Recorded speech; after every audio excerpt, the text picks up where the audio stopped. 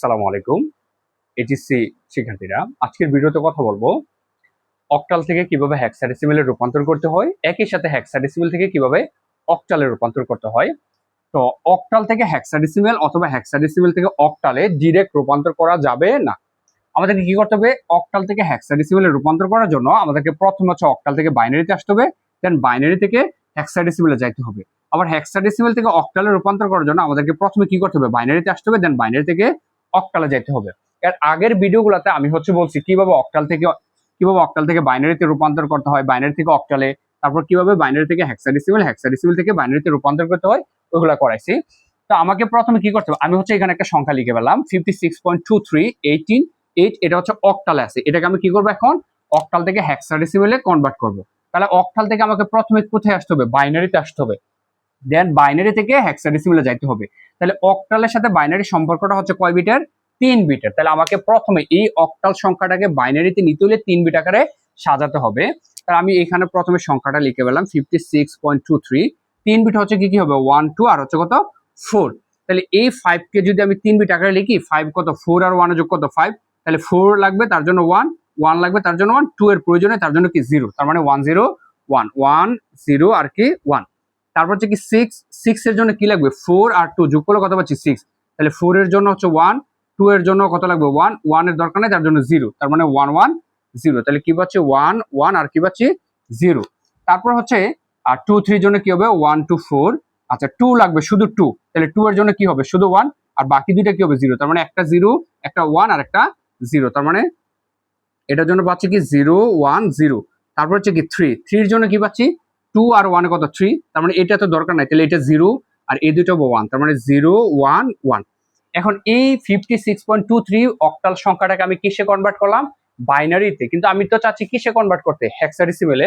তাহলে অক্টাল থেকে হচ্ছে বাইনারিতে কনভার্ট করছি, এখন বাইনারি থেকে কোথায় নেব? হেক্সাডেসিমেলে নিব। বাইনারির সাথে হেক্সাডেসিমেলের সম্পর্কটা হচ্ছে কয় বিটের? এটা হচ্ছে 4 বিটের বা 4 বিটের। তাহলে এটাকে 4 বিট আকারে সাজিয়ে লিখবো। 4 বিট আকারে কিভাবে সাজাবো? এই যে পূর্ণ সংখ্যাটাকে আমরা কিভাবে সাজাবো? ডান দিক থেকে বাম দিকে আসবো। কোন দিকে আসবো? ডান দিক থেকে বাম দিকে আসবো। তাহলে ডান দিকে যদি আমি 4 বিট আকারে সাজাতে চাই, এখানে হচ্ছে 3টা আর এখানে একটা 4টা, তাহলে কি হবে?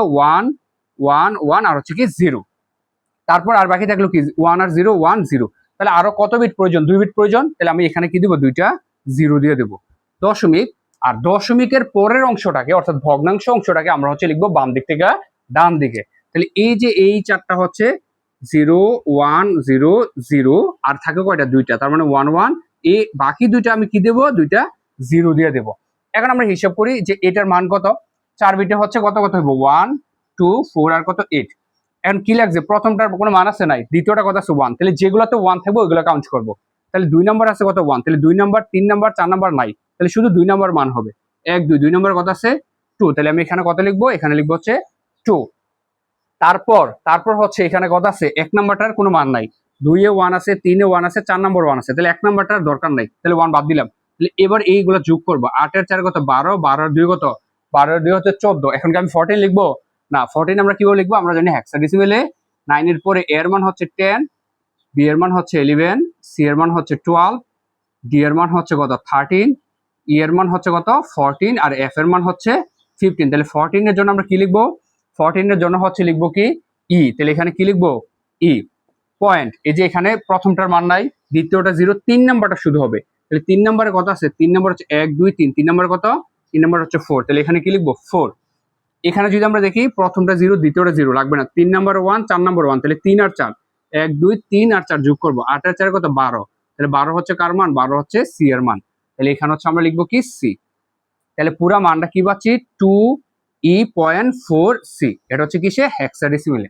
তাহলে আমি যদি এখানে লিখি এটা, তাহলে কি হবে? 2e.4c, 4c হচ্ছে হেক্সাডেসিমেলে রূপান্তর।